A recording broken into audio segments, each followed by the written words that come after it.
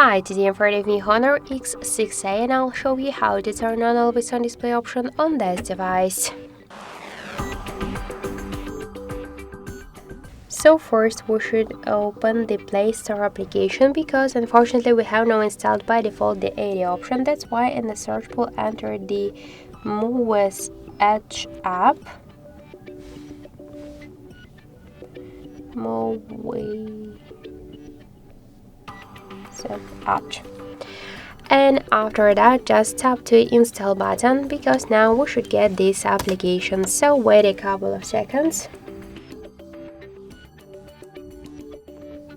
After that just tap to open the app,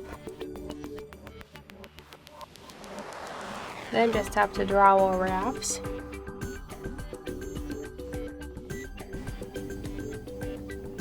Here you'll find the Muviz Edge, just tap on the switcher and go back.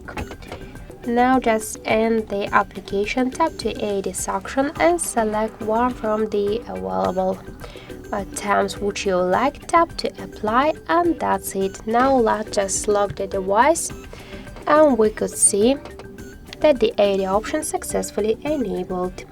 So that's it. Thank you for watching, and if you like this video, leave thumbs up and subscribe.